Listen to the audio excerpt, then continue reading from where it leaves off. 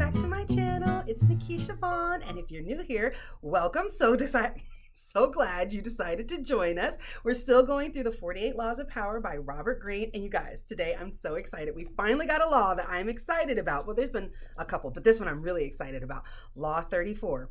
Be royal in your own fashion. Act like a king to be treated like one. It's so silly. Anyways, let's get into it. The way you carry yourself will often determine how you are treated. In the long run, appearing vulgar or common will make people disrespect you. For a king respects himself and inspires the same sentiment in others. By acting regally and confident in your powers, you make yourself seem destined to wear a crown. Yes, that's what I want for everybody here. I want us all to be kings and queens of our world because you're the only one in your world who can control that. So you might as well be at the top of the food chain. Am I right? I'm right. Okay.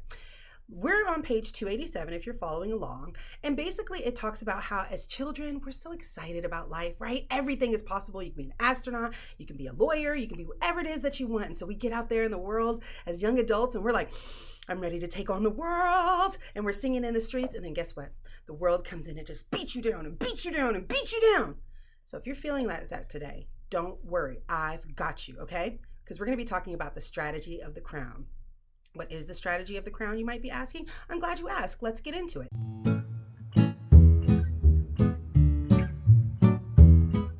The strategy of the crown is based on a simple chain of cause and effect. If we believe we are destined for great things, our belief will radiate outward, just as a crown creates an aura around the king. What does that mean? That means we become what we think about. Who we think we are is who we're perceived as in the world. If you feel bad about yourself, don't you notice that everybody treats you badly? But when you feel great, don't you notice that everybody treats you great? So you might as well come out here and act like a king, act like a queen, because that's how people are going to treat you. You're above it all. Your answers are great. You have all of the answers. You know what you're supposed to be doing. That's how a king and a queen operate. Throughout history, people of indistinguished birth have managed to work the strategy of the crown, believing so firmly in their own greatness that it becomes a self-fulfilling prophecy. The trick is simple. Be overcome by your self-belief. Even while you know you are practicing a kind of deception on yourself, act like a king. You are likely to be treated like one. So this is the act as if, right? Fake it till you make it. Be the person that you want to be, and not just in your mind, right? But in all your actions. Let's say that you want to be a healthy person. Well, what would a healthy person do? They probably have portion control. They would probably get up and exercise. They would probably make sure that they're managing the types of food that they're putting into their mouth.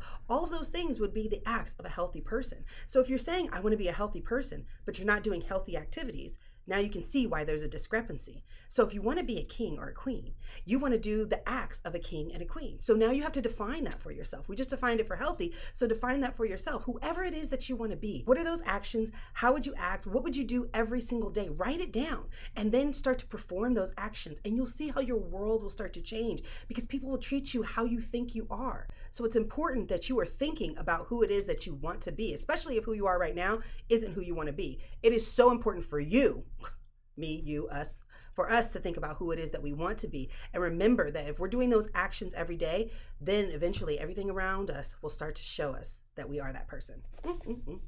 Okay, so just keep in mind, arrogance seems the king's entitlement, but in fact betrays insecurity. It's very opposite of the royal demeanor. So you don't want to go around arrogant. You don't want to go around, hey, you peasant, come and clean up after me. No, you don't want to act like that. You want to make sure that you're acting in a royal manner. So what is royalty? I don't know. The book doesn't really talk about it either, or maybe it did and I missed that part.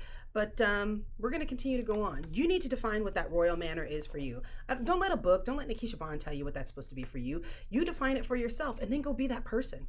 You're free. If you're looking for permission, I grant you that. Go be great. Okay.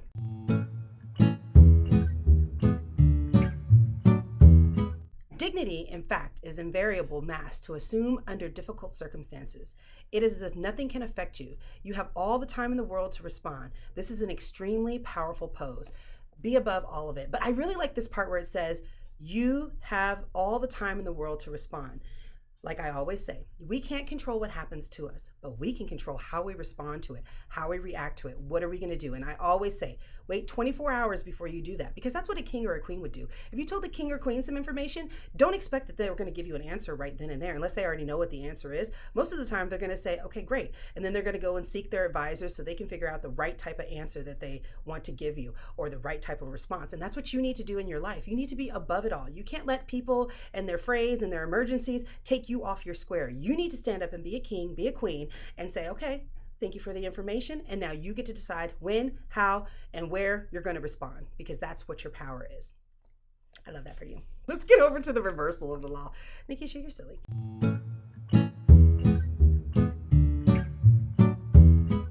Never make the mistake of thinking that you can elevate yourself by humiliating people. I agree.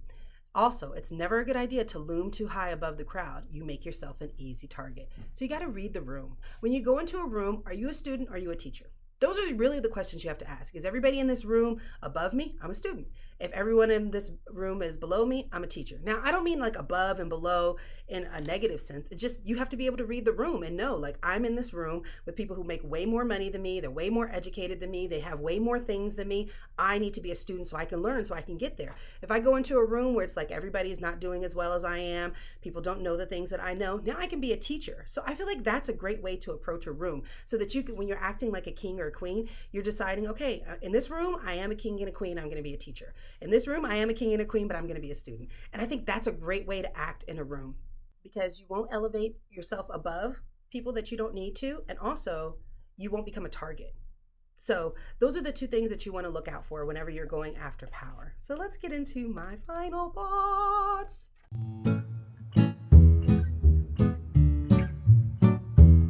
So my final thoughts. Dress for the job you want, not the job you have, right? If you are dressed like a janitor, you're going to be treated like a janitor. If you dress like you're a fashionista, you're going to be treated like a fashionista. Dress for the job you want, not the job you have. That's what I feel when I read about acting like a king, is you're putting on that persona of who it is that you want to be, because no one is going to ever grant you permission. Matter of fact, I'll grant you. You've got permission to go and be whoever it is that you want to be. Now that you've been granted that permission, how does that person show up? And that's what you need to do every single day to become second nature, till it's not an act anymore. It's who you actually are. And so that's why you want to embody this king type royal attitude, because you want to be above the fray. You want to be looking at a wider perspective. You want to know who's in the room and how you should behave. You want to be able to design your life the way that you want your life, because it's your life and you deserve that. You deserve to have your life the way you want your life to be. And so the best way of doing that is taking on that persona of a king or a queen, so that you can get the best and the royal, you can get the best treatment. You can get the most royal treatment ever, because you're acting in accordance with who you want to be, right?